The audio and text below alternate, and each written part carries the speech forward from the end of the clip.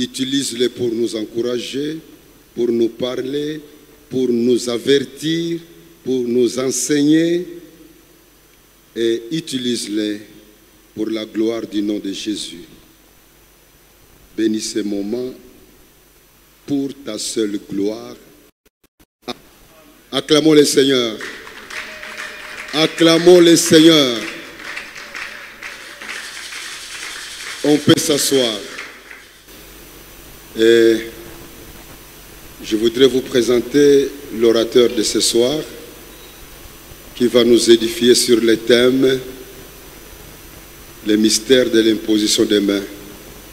Le mot mystère, c'est pour dire simplement que c'est une vérité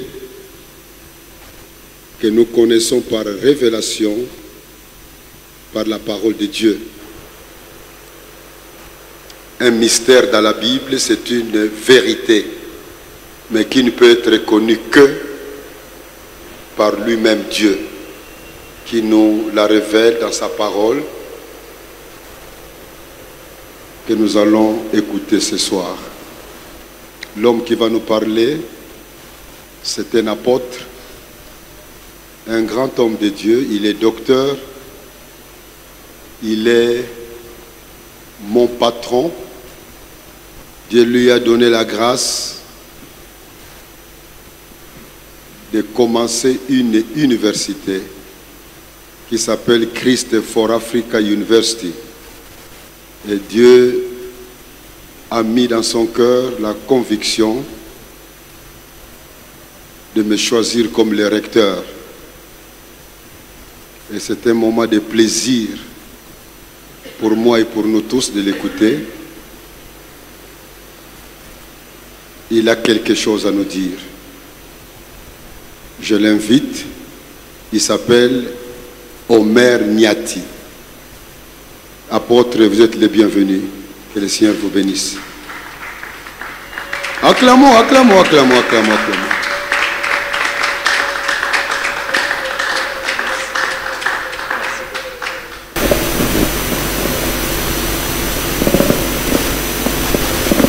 Alléluia.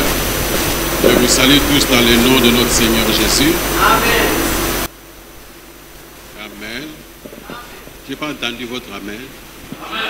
Ah, je suis très heureux d'être là ce soir. Et le pasteur Patience m'en a plusieurs fois parlé. Il m'annonçait toujours les réunions de Clem Dédé, c'est ça, hein? Et plusieurs fois je lui disais, la prochaine, je dois être là. Parfois j'étais trop fatigué. Vous voyez les cultes des dimanches après une semaine éprouvante. Les dimanches après la prédication, on se retrouve un peu à vouloir allonger le repos de l'après-midi, où il y avait toujours quelque chose qui faisait que cela puisse capoter. Mais je suis très heureux d'être là ce soir. Amen. Hein? Amen. Je prie que le Saint-Esprit nous conduise. Je fais confiance au Saint-Esprit. Je fais confiance à la promesse du Seigneur. J'ai foi en ça. Que l'Esprit de vérité agit et conduit ceux qui croient en notre Seigneur Jésus. Aujourd'hui, comme on vous a annoncé, nous allons parler du mystère de l'imposition des mains. Effectivement, c'est un mystère. C'est des choses vraiment à connaître. Plus nous voyons le temps s'effriter et nous approcher de plus en plus de la fin, il y a des choses, comme la Bible le dit, la connaissance augmentera. Donc il faut que de plus en plus, beaucoup de choses qui étaient restées cachées jusque-là, à cause de l'enlèvement imminent de l'Église, beaucoup de choses doivent être connues par le peuple de Dieu. Alors, voilà tout ce que j'ai dit d'entrée. Quand je dis imposition des mains, le mot que vous devez vraiment retenir, le mot conducteur, le mot qui va servir de ligne directrice, c'est 1, la transmission. La transmission. Si vous comprenez cela, vous aurez beaucoup de facilité pour comprendre la suite. Quand il est question de l'imposition des mains, sachez que il y a 3 catégories de mains. Il y a les mains, j'emprunte un terme, à l'électricité. Il y a les mains positivement chargées. Il y a les mains négativement chargées. Et puis il y a les mains qui n'ont rien. Il n'y a rien. Si vous lisez les Écritures, je peux prendre le premier texte pour montrer la transmission. Je vais vous montrer 2 textes qui parlent de la transmission. Je crois que le tout premier texte, c'est celui de Lévitique chapitre 1er. Beaucoup d'entre vous sont serviteurs, prédicateurs, ils savent de quoi il s'agit. Lévitique chapitre 1er, verset 1er à 4. Dieu donne l'ordre à Aaron pour que si quelqu'un veut faire une offrande, il donne les instructions sur la manière dont cette offrande doit être faite. C'est lui qui va faire une offrande, il va imposer sa main sur la bête qui va être offerte. En quelque sorte, il transmet à cette bête par l'imposition des mains, parce qu'il doit toucher avec une main, par l'imposition de sa main, il transmet ses péchés à la bête, et c'est cette bête-là qui va subir le châtiment à la place de la personne. Vous voyez? Et puis, vous voyez encore avec ce qu'on appelle dans la Bible Azazel. Vous connaissez, n'est-ce pas? Hein? Azazel. C'est ça, non? Là, ce n'est pas que n'importe qui. Vous pouvez voir cela toujours dans Lévitique, chapitre 16, versets 20 à 22. Là, il n'est pas question d'une main, mais il est question des 2 mains. Parce que le souverain sacrificateur Aaron, il transmet les péchés de tout le peuple vers un bouc sur qui il impose les 2 mains et il transmet au bouc tous les péchés du peuple. Et ces boucs, je dirais négativement chargés, parce qu'on lui transmet les péchés, est relâché dans le désert par une personne qui doit conduire les boucs jusque dans le désert, et les boucs ne doivent plus revenir parce qu'ils portent le péché de tout le monde. C'est déjà l'image de Christ. Amen, amen. Donc là, vous sentez qu'il y a une transmission. Nous sommes d'accord. Même si ce n'est pas le mot qui est utilisé, mais c'est ça. Ça veut dire. Aussi, nous reviendrons là-dessus plus tard, lorsque Dieu donne l'ordre à Moïse de placer Josué comme étant son successeur, Dieu donne l'ordre que ça ne se fasse pas en cachette, que ça ne se fasse pas par la simple déclaration divine faite à Moïse, mais que ça se fasse par imposition des mains devant tout le peuple.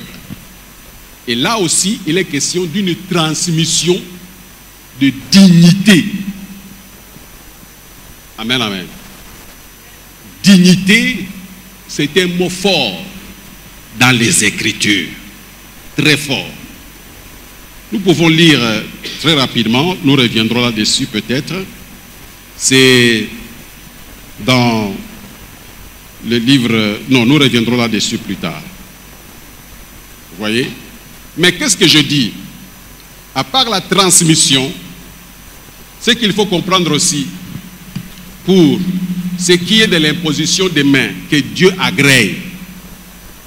Ce n'est pas une transmission comme une simple formule qui marche à tous les coups.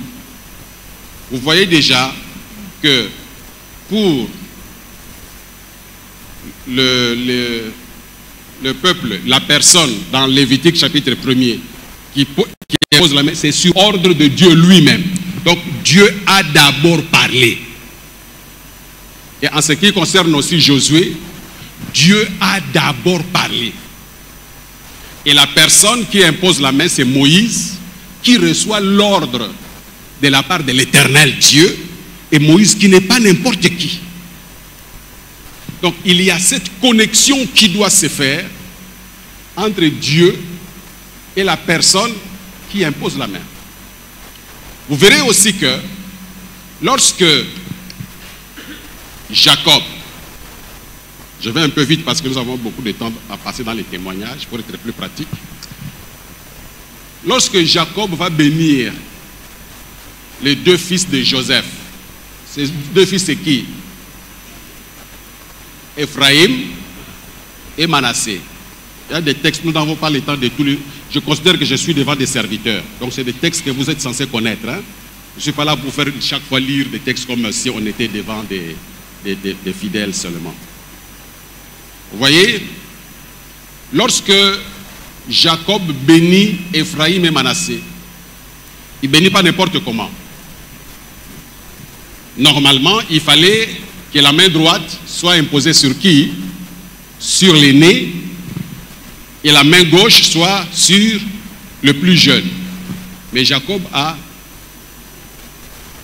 inversé les mains pour que la main droite soit sur le plus jeune et la main gauche sur le plus âgé. Il faisait passer en priorité le plus jeune prenant le devant. Comme d'ailleurs lui-même l'a été avec Isaac. Bien qu'ils étaient jumeaux avec Ésaü, mais il y a eu quand même même les jumeaux ne sortent pas tous les deux au même moment. Il y a un qui passe en premier et un autre qui vient après. Et Jacob est sorti après Ésaü, mais finalement c'est lui qui a eu la bénédiction du Père. Amen, amen. Et donc quand il prie, lorsqu'il se décide à prier, il invoque le Dieu de ses pères. Donc, pendant qu'il impose la main aux deux enfants de Joseph pour qu'ils entrent dans sa lignée comme étant ses propres enfants parmi les 12, il invoque son Dieu, le vrai. Donc, il y a imposition de main, mais il y a aussi cette connexion au Dieu véritable qui justifie tout. Et si la personne qui vous impose la main n'est pas connectée ou reconnue par Dieu ayant cette qualité de transmettre quelque chose, il n'y a rien. Il n'y a rien. C'est comme ça que vous allez voir, le Seigneur nous dit dans sa parole, ils imposeront les mains aux malades et les malades feront quoi? Et les malades seront guéris. Voici les miracles qui accompagneront qui? Ceux qui auront cru. Ça veut dire que ceux qui ont réellement cru au Seigneur ont un vrai pouvoir divin. Ils ont ce pouvoir. Mais maintenant, nous avons vu que lorsqu'on perd cette connexion-là avec le divin, avec le Dieu du ciel, notre vrai Dieu, on commence, pour toujours faire croire qu'on a cette puissance dans les églises, et la Bible dit, il fut aussi rempli du Saint-Esprit par cette imposition des mains-là. Vous voyez? Et vous verrez aussi dans la Bible que par l'imposition des mains, on reçoit aussi le baptême du Saint-Esprit. Tout ça, vous connaissez. Et aussi, pour le Saint-Esprit, vous pouvez voir dans Actes chapitre 8, verset 17, Actes chapitre 9, verset 17, et Actes chapitre 19, verset 6, en ce qui concerne les disciples d'Éphèse. Amen. Bon, ça, on est passé à vrai dire. Maintenant, voilà ce qui m'intéresse le plus. Je suis passé très rapidement pour les autres aspects là. Ce qui m'intéresse le plus pour les serviteurs de Dieu, c'est la transmission de la dignité. C'est là où nous allons un peu nous attarder. La transmission, l'imposition des mains, c'est une transmission du pouvoir, de la dignité ou de la responsabilité. Ça, c'est très, très, très important. Le premier texte que nous voyons, il concerne l'imposition des mains pour les diacres. C'est Actes chapitre 6, verset 6. Là, il n'est question non pas de guérison, il n'est pas question d'être rempli du Saint-Esprit, parce que le diacre était déjà rempli du Saint-Esprit, d'ailleurs c'était là le critère. Mais là, c'est question de responsabilité pour qu'ils puissent avoir une bénédiction par rapport aux responsabilités qui leur étaient confiées. C'est là que nous voyons dans Actes chapitre 6, verset 6. Vous connaissez le problème. Le problème, c'était quoi? L'église avait grandi. L'église avait grandi. Et puis, il y a des femmes, les veuves, hein, c'est ça. Hein? Les veuves non juives se sont plaints que dans la distribution qui se faisait, elles étaient négligées. On ne faisait pas le partage de la même manière que les femmes juives. Ce bruit-là est parvenu aux apôtres, aux conducteurs. Et les apôtres ont dit non, nous ne pouvons pas, nous, laisser la parole et la prière pour commencer à aller distribuer les biens aux veuves. Pourquoi? Parce que l'église avait grandi. Amen. Voilà, comme l'église a grandi, il y a des tâches supplémentaires qui devaient s'ajouter. Et donc, on va instituer les diacres. Donc, maintenant, pour vous qui me suivez, si votre église n'a pas encore grandi, ne mettez pas les diacres. Ce n'est pas nécessaire. Bon, lisons. Lisons Actes chapitre 6. Vous me suivez, hein? Parce que j'ai eu à recevoir cette critique. Quelqu'un que je prends toujours pour un vrai frère est allé me critiquer. D'ailleurs, cette église-là, ce n'est même pas selon le modèle biblique, on ne voit pas les diacres. Regardez maintenant. Actes chapitre 6, verset 1er. Lisons. Lisons seulement le premier verset. Le premier verset, il dit quoi? En ce temps-là, le nombre de disciples a fait quoi? Augmentant. Vous voyez? C'est ça qui est à l'origine de l'institution des diacres. Le nombre de disciples a augmenté. Et donc les conducteurs, les 12 étaient dépassés. Il leur fallait des personnes pour des tâches spécifiques. Mais si tu n'as que 6 fidèles, tu n'as pas besoin de mettre des anciens et des diacres. Travaille, fais tout toi-même. Tu n'as que 6 fidèles, tu peux même installer la sonorisation. Parce que tu n'as pas besoin d'une salle ou d'un endroit comme le stade Camagnol pour 6 fidèles. N'est-ce pas? Donc tu peux installer deux baffles, 2 petites baffles. Hein? Tu n'as pas besoin de grandes colonnes pour 6 fidèles. À moins que tu te dises qu'il faut aussi prêcher ceux qui passent dans la rue. Pour que quand quelqu'un passe en taxi, même s'il est à 1 kilomètre, il continue à t'entendre. Je ne sais pas ça la révélation que tu as reçue. Tu peux même me parler sans micro. Tu as 6 fidèles, tu n'as pas besoin d'avoir des micros. Et donc tu as 6 fidèles, tu n'as pas besoin de mettre des diacres. Attends que le nombre de disciples fasse quoi? Augmente. Il faut bien retenir ça. Amen, amen. Nous avons vu ça dans une église, Papa Sita. Dit bon, envoyez-nous seulement les serviteurs parce que nous avons un séminaire de serviteurs. Bon. C'est presque toute l'église qui est venue. Il dit non, seulement les serviteurs. Oui, ce sont les serviteurs. Les équipiers. Mais non. Il faut attendre que l'église grandisse. Après, vous devez vous adapter l'administration, n'est-ce pas, à la croissance de l'église. Amen. Et là, vous allez voir que parmi les critères, on va choisir 7. Je le dis en passant. Et le premier critère le plus important, c'est quoi? Le témoignage. Lisons. Actes chapitre 6. Qu'est-ce qui est dit là?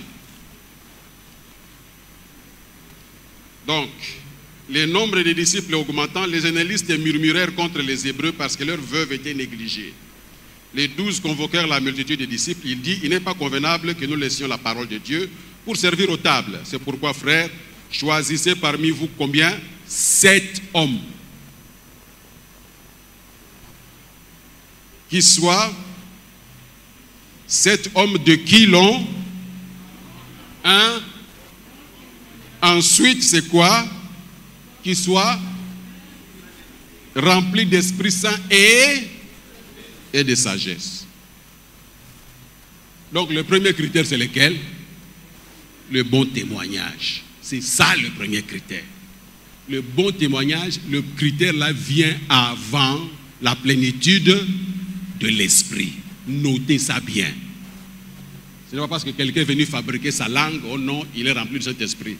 Il y a trop de langues fabriquées.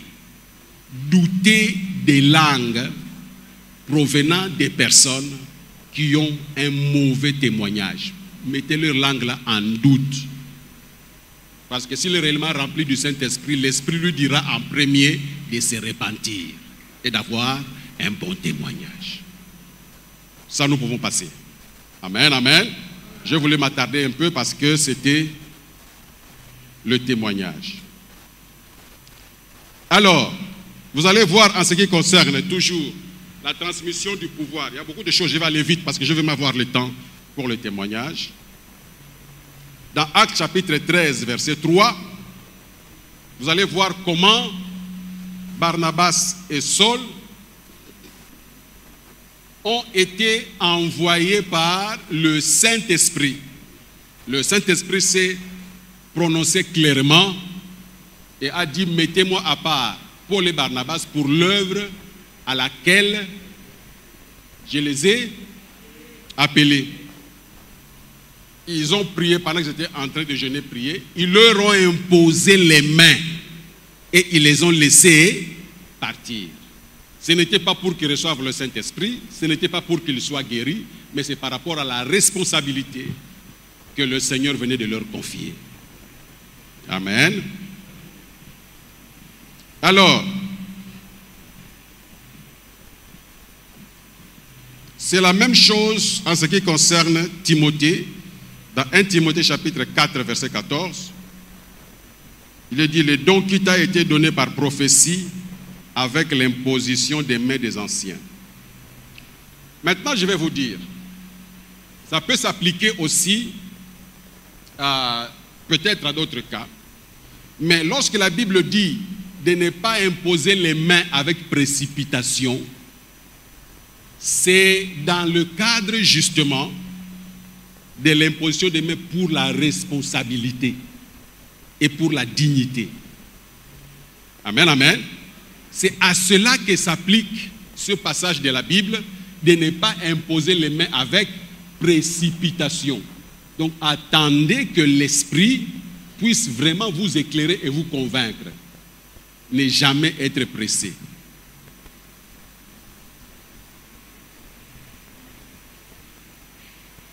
Voilà maintenant en ce qui concerne la dignité et la responsabilité.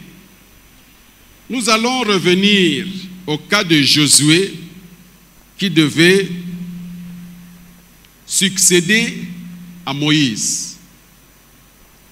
Je vais lire le texte de Nombre chapitre 27.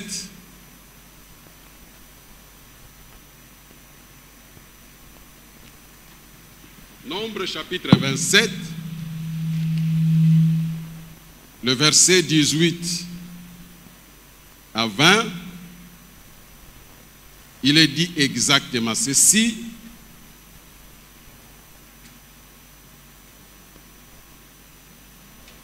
Nombre chapitre 27, verset 18 à 20. L'Éternel dit à Moïse, Amen, amen, amen. J'ai dit quoi? Retenez bien cela. Parce qu'aujourd'hui, on fait l'imposition des mains, des ordinations, sans que Dieu ait eu à parler. C'est ça le vrai problème aujourd'hui. Et on se retrouve avec des aventuriers que Dieu ne connaît même pas pour venir troubler son église. Nous relisons. Pour ce qui est de la dignité, il faut que Dieu parle. Ou que des signes clairs se manifestent, que ces signes-là signifient que Dieu l'a choisi. Il ne faut pas regarder quelqu'un parce qu'il a un beau visage avec des joues, comme on choisit les ambassadeurs. Vous voyez, pour choisir les ambassadeurs, on tient compte de la prestance. On ne va pas prendre un nain là avec le nez, pas un nain avec le nez comme mon poing là. Là, j'ai déjà vu quelqu'un comme ça sur la photo. Heureusement que c'était sur la photo. Donc, je ne blague pas. Donc, vous voyez mon point là. C'est comme si on a mis ça ici. Alors, une personne comme ça, on ne peut pas le choisir comme ambassadeur. Donc, l'ambassadeur doit être présentable, il doit savoir parler. Normalement, c'est comme ça que ça se fait. Parce qu'il représente, il a une prestance. Pas un gros ventre plus que le mien. À la limite du mien, ça va encore. Mais quand c'est le double du mien, je pense que c'est un peu difficile. N'est-ce pas, Papa Sita? À la limite de Papa Sita, ça va encore. Mais quand c'est le double, pour qu'on te choisisse comme ambassadeur, normalement, selon les critères, tu ne peux pas être pris. Amen, amen. Dans l'église du Seigneur, ce n'est pas comme ça. Il faut que l'Esprit parle. C'est pour ça que j'ai insisté sur ce point-là. Donc, nous avons dit que c'est quel passage, nombre combien?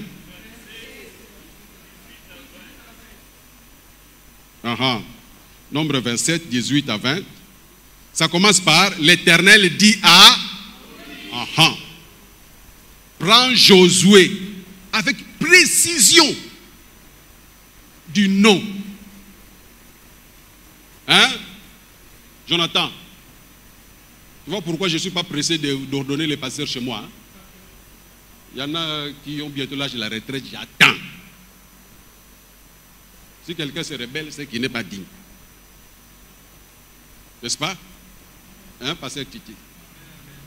Et maintenant, quand les pasteurs Titi et Patience ont été ordonnés, il y en a ceux qui espéraient fortement. Ils ne sont même pas venus à la cérémonie.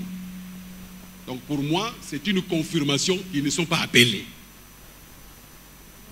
Parce que celui qui est appelé, il est vraiment humble. Et d'ailleurs, il ne recherche même pas ça. Les vrais appelés, parfois quand on leur dit, ils refusent. Comme Moïse, quand Dieu l'a appelé pour être la tête de son peuple. N'est-ce pas que Moïse a contesté avec Dieu? Il lui a même dit non, cherche quelqu'un d'autre. C'est sorti de la bouche de Moïse. Alors quand vous voyez quelqu'un insister, se précipiter, s'accrocher, réclamer, non. Je vous dis la vérité, c'est non. Les vrais ne réclament pas. Les vrais.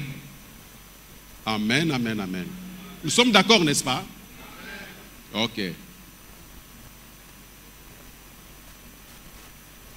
Donc, le Seigneur, l'Éternel dit à Moïse, prends Josué, fils de qui?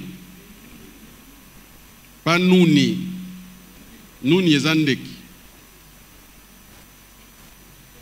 Parce que dans la traduction, il y a quelqu'un qui disait Comment oser moi nanouni? Non, non, non, vous ne savez pas, moi nanouni là, c'est le fils de l'oiseau ou des...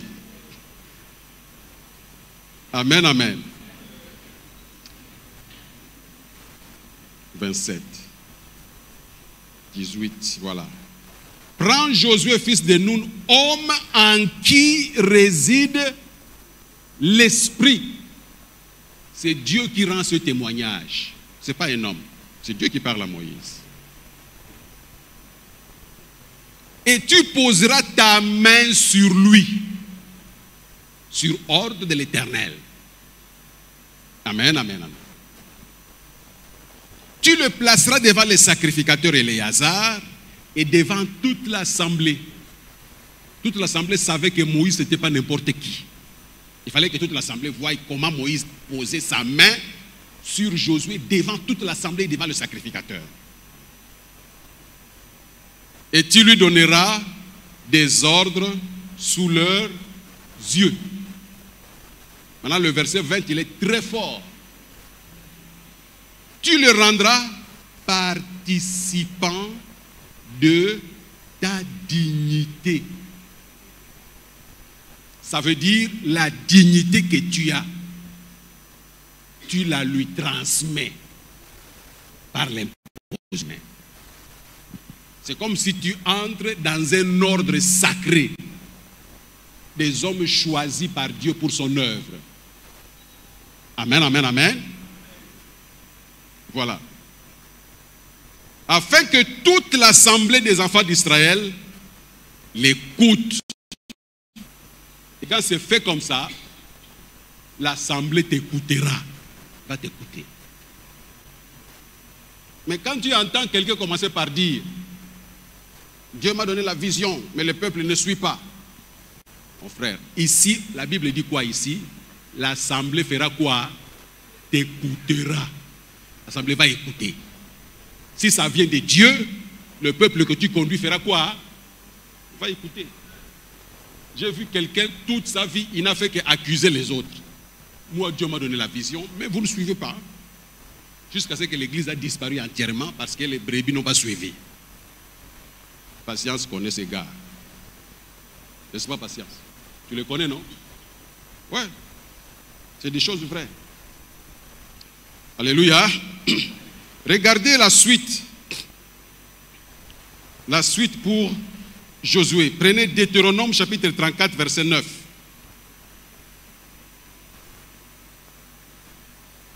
On va aller vite.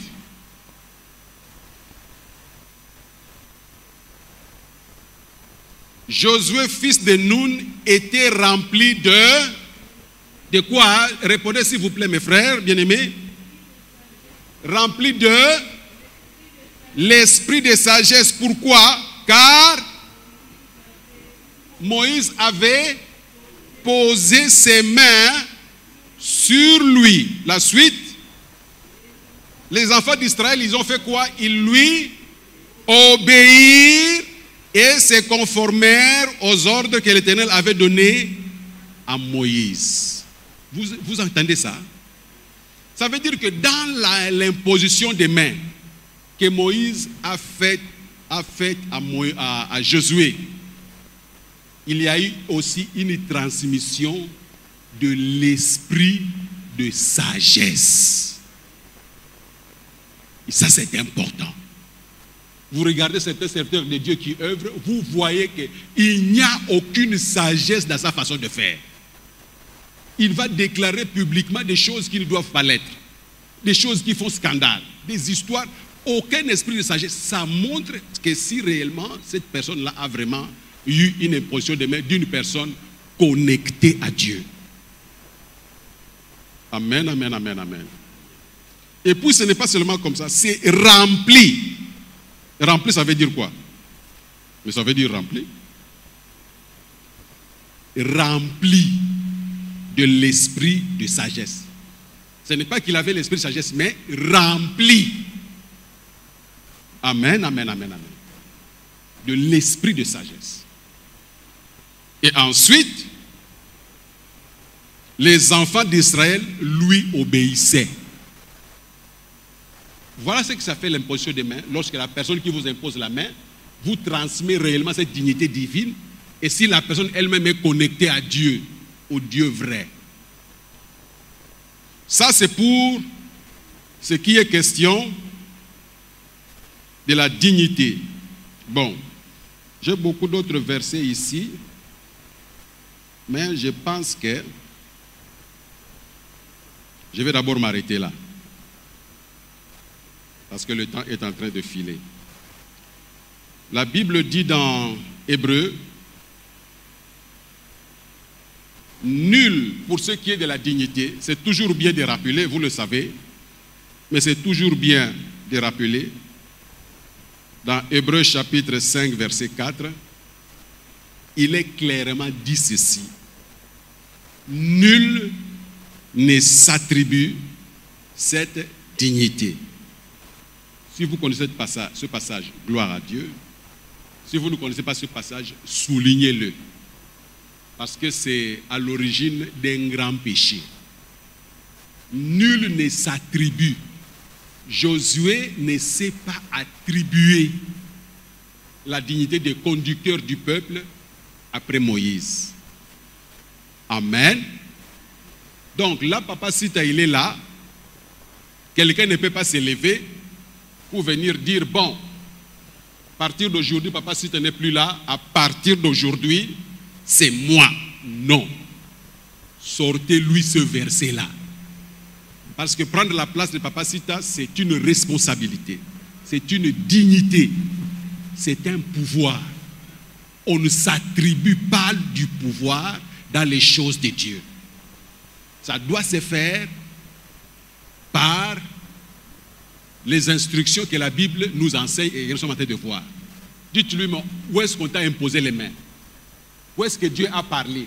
On ne s'attribue pas cette dignité. Et même dans Hébreux 5, verset 4, si vous lisez la suite, on vous dira que même Jésus, il ne s'est pas attribué la dignité de fils de Dieu. Le fils de Dieu, là, c'est vraiment la dignité. Vous voyez?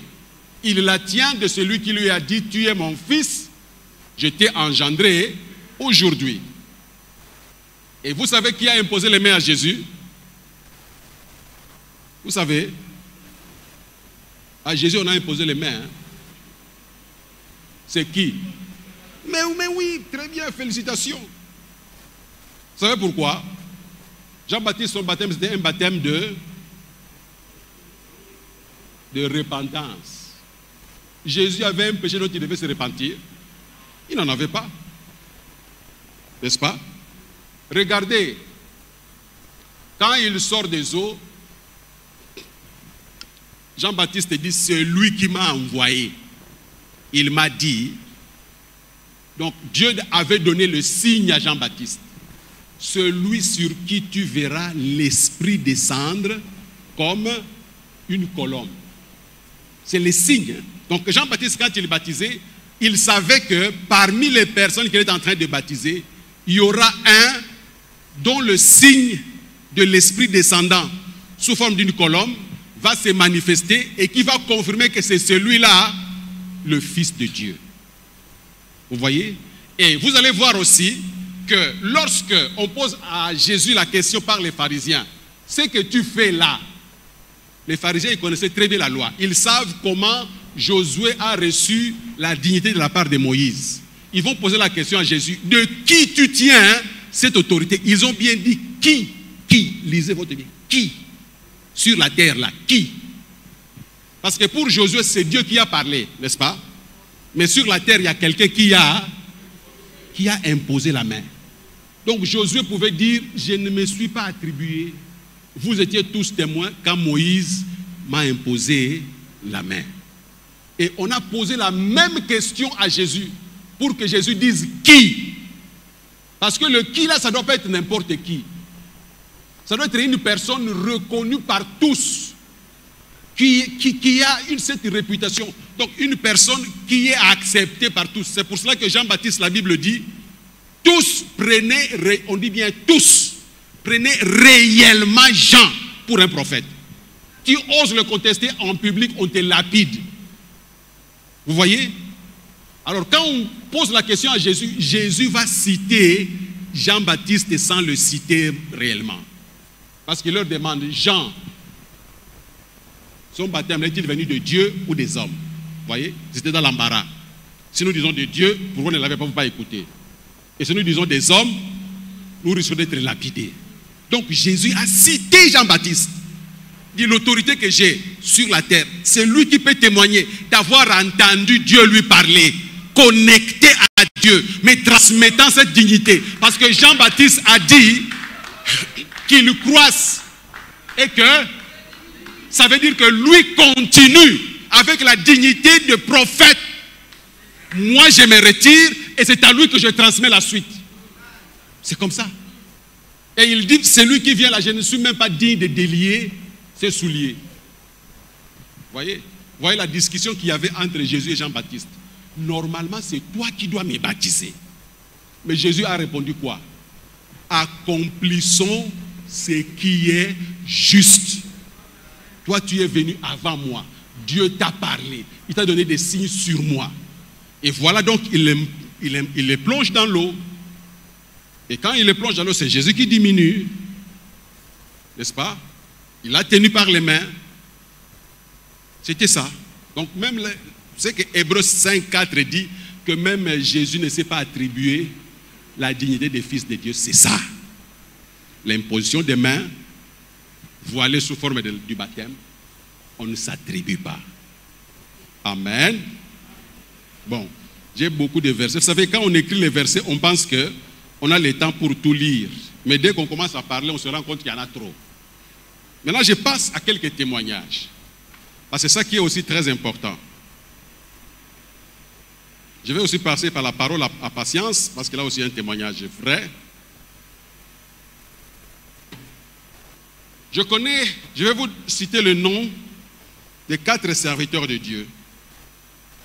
4 serviteurs de Dieu que je connais. Pour ceux dont les mains sont chargées négativement. Je vais vous donner quelques témoignages. Plusieurs d'entre vous qui suivent LMTV ou qui ont déjà été à Lubumbashi, je pense qu'ils ont entendu parler du pasteur Pierre Kyungu. Voilà. C'est vraiment un frère, un grand ami. On est ensemble depuis plus de 30 ans. On marche ensemble. Amen, amen. Ce frère-là, il craint Dieu. Ça, je le témoigne. Je l'ai observé pendant 30 ans. Il est entré dans le mariage sans avoir connu de femme. Et il s'est marié à un âge avancé. Vous m'entendez, hein? Donc, il ne faut pas penser que c'est une chose impossible. Il y en a, même parmi vous là, il y en a des hommes qui sont entrés dans le mariage sans avoir connu. Il n'y en a pas qu'un seul ici. Il y en a au moins 2 que je connais. Amen, amen, amen. Longtemps, il était ancien chez Viens-et-Vois. Il était dirigeant de la chorale à Viens-et-Vois. Il y a des personnes qu'il a recrutées dans la chorale. Ouais, dans sa chorale, il leur donnait parfois le temps d'exhorter avant les chants. Et quand il entendait l'exhortation, lui il était déjà ancien, notamment l'apôtre Dieudonné Nzengu. Il était dans la chorale du pasteur Kyung. Et quand un jour il a donné l'apôtre Nzengu, il n'était pas apôtre à l'époque, frère, d'exhorter, il a entendu, c'est lui, ancien, qui va aller parler au pasteur de l'église, dans la réunion des anciens. J'ai un frère là dans la chorale, la manière dont il nous a exhortés, ce frère-là a quelque chose de Dieu. Maintenant, il va plaider pour qu'on donne à ce frère-là de prêcher dans la grande assemblée. Et quand il dit ça, lui-même, à part la chorale, il n'a jamais prêché dans la grande assemblée, lui-même. Mais ceux qui le recommandent, tout de suite sont pris et deviennent des prédicateurs. Et il ne s'est jamais révolté. Vous m'écoutez bien? Il ne s'est jamais révolté. Et il est resté dans la chorale. Ceux qui sont venus après lui sont devenus des prédicateurs avant lui. Et c'est lui qui les poussait. Amen, amen. Un jour, finalement, lui aussi, son tour est venu. Il a prêché. Et les gens ont vraiment apprécié. Après, il y a eu quelques remous dans Viens voir. Un groupe était sorti. Ils sont allés faire une autre œuvre à part. À l'époque, les Lukusa sont restés à Viens et voir. Et là où il est parti, ça a démarré très fort. Ils montaient en puissance avec leur leader là, qui est très bien connu. Je ne vais pas citer le nom. Qui est très bien connu. Quand il a remarqué que son leader commençait à déconner sérieusement, c'est presque à ce moment-là qu'on s'est croisés. Il s'est retiré. Sans faire de trouble. Hein. Il est parti seul, lui et sa femme. Je crois peut-être qu'il n'y a que lui et sa femme. Peut-être un frère l'a suivi. Il n'a pas fait de troubles, il n'a pas fait de divisions, il n'a pas fait des insultes, il n'a pas fait de bagarres. Vous m'entendez bien? Je vous dis que les divisions là, ce n'est pas notre sujet aujourd'hui. Mais retenez que les divisions là, plusieurs pasteurs iront en enfer à cause de la division. Lisez bien votre Bible. Amen, amen. Maintenant, il s'est retiré, il a commencé son travail. Quand je suis allé le visiter pour le travail qui venait de commencer, le premier culte de son église, quand le panier a circulé, le panier est revenu vide. Il se demandait s'il fallait prier pour les offrandes ou pas, parce que le panier a fait quoi? Il a circulé et est revenu. Il n'y avait rien dans le panier, avec beaucoup de difficultés. Bon, je vous épargne des détails. Quand il a continué à travailler, malgré qu'il craignait Dieu, malgré sa chasteté, malgré qu'il était vraiment fidèle au Seigneur, même sur le plan doctrinal, ça n'avançait pas. Il passait des moments très difficiles. Pour que sa femme accouche, il devait parfois aller au marché, donner sa montre comme caution pour qu'on lui prête quelques histoires là, au marché. Il donne sa montre. Et c'est à ce moment-là, parfois le Seigneur touchait mon cœur, parfois je lui envoyais comme ça $200. Et quand ça tombait à point nommé. Ça a réglé des problèmes vraiment, vraiment cruciaux à ce moment-là. Amen, amen. Et quand il a continué, ça n'allait vraiment pas. Un jour, ici à Kinshasa, l'apôtre Samuel G. Obaker était là. Et Samuel G. Obaker connaissait les deux pasteurs. Il a été au centre même de la négociation pour essayer de ramener les deux personnes qui se scendaient ensemble. Et Dieu lui avait donné une révélation pour montrer que l'autre personne là avait un démon qui le contrôlait. Donc le leader des pasteurs Kyung. Dieu le lui a montré clair dans une vision. Et quand il s'est réveillé, il a dit arrêtez les négociations, ça ne marchera pas. Parce que Dieu m'a montré clairement qui le contrôle. Vous m'entendez bien? Donc des années après, Papa Obaker est à Kinshasa. Il se rencontre avec le pasteur Kyung, qu'il avait suivi à Lubumbashi en 87. Il va prier de nouveau pour lui. Quand il s'est séparé de son leader là, qu'il avait fui pour problème de témoignage. Mes frères, les mauvais témoignages cachent beaucoup de choses. Hein. Je vous dis, hein. Amen, amen, amen, amen. Le Seigneur a dit quoi? Les faux, vous les connaîtrez comment? Par les miracles, hein? Par la foule qui les attire, par le fait que quand ils tapent les vestes, les gens tombent en masse. Vous les connaîtrez comment?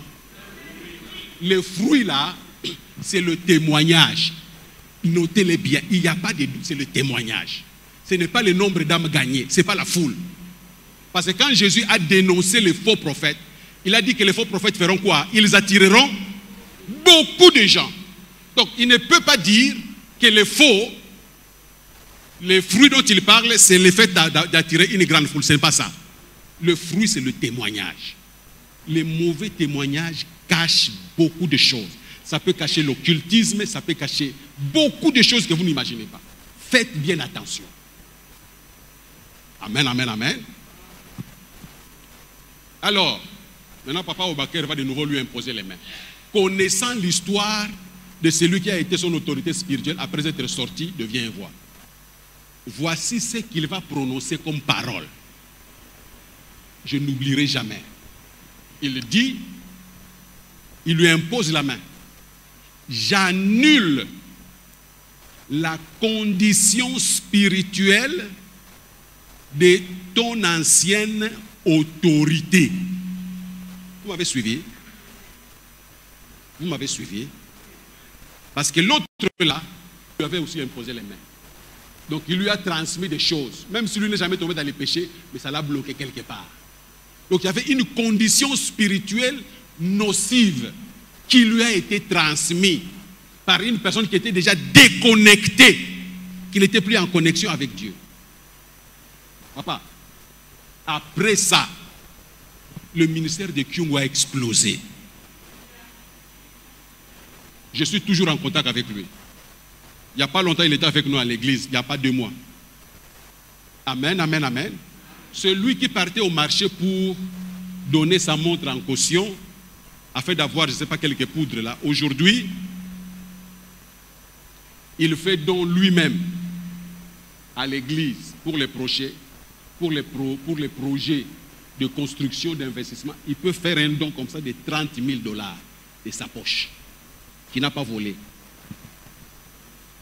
Vous voyez? Donc, cette histoire de position des mains, ça peut te bloquer. Si tu ne fais pas attention, si tu vas donner ta tête chez n'importe qui, parce que tu vois que les gens accourent.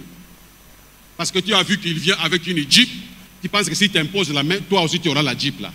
Tu ne sais pas cette Jeep là d'où elle est venue. Amen, amen. Ça c'est un cas. Un autre cas, c'est le pasteur Louis Imba, d'Elim. Un ami très proche. Je ne parle que des personnes avec qui je suis très proche. Lui aussi, il a été avec Kyung chez la même personne. Il est venu à Kinshasa. Un homme craignant Dieu. Donc, on va le voir comme l'Embondo. Mais ce n'est pas dans la Bible. N'allez pas comme l'Embondo. Ce n'est pas biblique. Ça, c'est dans notre tradition. Amen, amen. Il est venu à Kin. Des difficultés énormes, surtout financières. La parole, il est là. Dieu de Nzeng lui dit la même chose, l'histoire de Kyung là. Il dit, ah non, moi je ne crois pas à ça. Il refuse. Des années après, ça ne faisait que s'empirer. Ça ne faisait que s'empirer. Pendant que ça s'empirait là, la grâce de la fécondité était là. Donc les finances s'amenuisaient, mais le nombre d'enfants à prendre en charge faisait quoi? Augmenter. Amen, amen. Jusqu'au jour où il a finalement donné raison à Nzengu. Il est allé chez l'apôtre Nzengu. L'apôtre Nzengu a prié pour lui. Faisant toujours la même prière comme l'apôtre Obakar l'avait fait pour Kyung. Aujourd'hui, la sœur Louis Imba, au moment où je vous parle là, il est au Canada. Il a pu s'acheter une maison à Kinshasa qui lui appartient, qu'il a construit. Il habite chez lui. Il a un temple qu'il construit qui est déjà très avancé. Je crois que parmi vous, hein, Jonathan, tu as vu, hein? Donc vous voyez qu'il s'épanouit. Il a des contacts par-ci, par-là. Et vous voyez vraiment que son ministère progresse. Même ses enfants sont devenus des prédicateurs. On ne blague pas avec cette affaire. Amen, amen, amen. L'apôtre Nzengu lui-même, c'est lui qui me raconte. Il dit, dans un songe, il voit, c'est pas un homme géant, comme un arbre, un gros arbre debout, qui était en train de le pourchasser. Et lui, il était en train de fuir. Et quand il fuyait, sur son chemin, il croise le feu pasteur Albert Lukusa, qui a été son pasteur à Viens-et-Vois. Quand il le croise, il lui dit, pasteur, regarde ce truc-là qui est en train de me pourchasser. Le pasteur Lukusa qui était son aîné dans la foi, son père spirituel à l'époque. Il l'a pris, il a menacé ce truc-là a disparu, ce monstre-là qui le poursuivait. Je vous dis que même l'apôtre Zeng a été au même endroit que le pasteur Kyung. Ils ont été ensemble. Que le pasteur Louis Imba. Vous m'entendez bien? Et après ça, le ministère de l'apôtre Nzengo a explosé. Il a même reçu, il est parti aux États-Unis comme missionnaire, lui, sa femme et tous ses enfants, sans Koboa Kangunda. Donc, Bangonio Subaken Angela, normal. Quand je pars aux États-Unis, je ne manque pas de prêcher là-bas. Mais maintenant, il est auprès du Seigneur. L'église qu'il a bâtie ici, un bâtiment en étage, l'œuvre prospère. Tout ça à cause de l'imposition des mains. Vous m'entendez bien? Je connais un autre, je vais terminer par là. Après, je vais vous passer la parole. C'est le pasteur Mike Luamboa, en Afrique du Sud, à Johannesburg. Je ne sais pas si parmi vous, il y a quelqu'un qui le connaît. Je suis allé là-bas.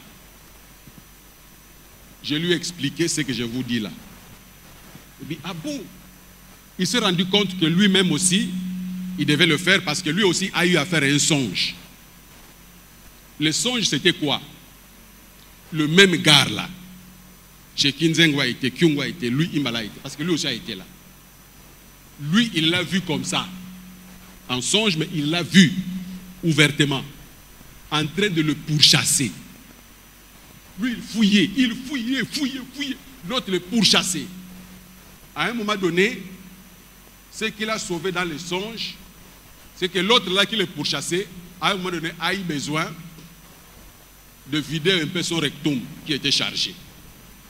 Donc, il l'a vu s'arrêter dans les songes, excusez-moi, s'accroupir pour dégager. Pendant que lui continuait à avancer. Et c'est comme ça que je lui ai dit, non, toi, va chez l'apôtre Nzengo, c'est moi qui le lui avais dit. Va chez l'apôtre Nzengo qu'il prie pour toi. Et l'apôtre Nzengo a prié pour lui. Et j'ai vu ce qu'était son église avant et j'ai vu son église ce qu'elle est devenue après. Et d'ailleurs, c'est moi qui le lui avais dit. Je lui ai dit, mon frère, toi, avoir la manière dont tu travailles, quand je t'entends prêcher, quand je te vois, la grâce que tu dégages ne correspond pas à ce que je vois là, ce que je vois physiquement. C'est alors qu'il va me dire ça. Mais quand je suis reparti, après qu'on ait prié pour lui, c'était autre. La salle était pleine. Je vous dis la vérité devant le Seigneur. Amen, amen. Alors, j'ai beaucoup d'autres cas, mais je voudrais, avant de passer aux questions, donner d'abord la parole à Patience, qui va donner aussi son témoignage, comme il est là. Il peut venir parler. J'avais notamment 2 témoignages, mais je donnerai seulement un seul. Donnez les 2. Le premier témoignage que je voulais donner, il m'est arrivé un jour, je suis allé voir l'apôtre pour la prière, l'apôtre le docteur, l'orateur, pour la prière. Évidemment, c'était pour l'encadrement, ainsi de suite. Et l'apôtre avait trouvé qu'il devait maintenant prier pour moi. Alors, quand il a prié, je retiens quelques phrases qu'il avait dites dans sa prière. Et la phrase principale que je retiens, que je n'oublierai jamais, il avait dit, Seigneur, ouvre l'esprit de ses frères afin qu'ils comprennent les Écritures. Et après, il y avait aussi d'autres phrases qu'il avait dites dans sa prière. Juste après cette prière, c'était avec l'imposition des mains. Voilà, je dois mentionner ça. Il a fait avec l'imposition des mains. Juste après cette prière, j'ai remarqué une chose, moi-même d'abord. J'ai remarqué que le même texte biblique que j'ai l'habitude de lire, mais quand je le lis, je le comprenais maintenant autrement. C'est comme s'il y avait quelqu'un à côté qui m'expliquait les Écritures. La deuxième chose, ce sont mes collègues, mes amis, les frères avec qui j'ai travaillé. Ils ont commencé à me dire, mais Patience, tu prêches. Nous savons que tu prêches. Mais maintenant, nous avons remarqué que ta manière de prêcher n'est plus la même. Un frère qui était mon interprète, avec lui, je prêchais partout, ainsi de suite. Et c'est lui aussi qui me dira la même chose. Alors, lui me dira, je t'ai toujours interprété. Mais maintenant, quand tu prêches, il y a des choses que tu dis, ça m'amène à me poser la question, mais où est-ce que tu trouves toutes ces choses? Je lui ai dit non, c'est pas nécessairement mes méditations de chaque jour. Et lui et les autres qui me disaient ou qui me faisaient ces remarques-là, j'étais maintenant obligé de leur dire, bon, moi aussi, j'ai remarqué que depuis les jours où on m'a imposé les mains, et c'est ces jours-là que j'ai compris, que j'ai pu remarquer cette ouverture ou ces changements dans mes prédications. L'un d'eux était quand même sage. C'était un albinos, c'est un frère. Il m'a dit, patience, je vais faire un voyage à Luanda. Il ne priait pas chez nous. Il priait ailleurs, il était serviteur Dieu ailleurs. Il m'a dit, amène-moi aussi chez cet apôtre-là. Alors, moi, c'était normal parce qu'il est mon père spirituel. Mais lui, comme il ne le connaissait pas, je l'ai amené à la maison, chez l'apôtre. Je lui ai dit, ce frère a des choses à te dire. Le frère a dit, je voulais faire un voyage à Luanda, mais je suis déjà serviteur de Dieu. J'aimerais que vous priez pour moi.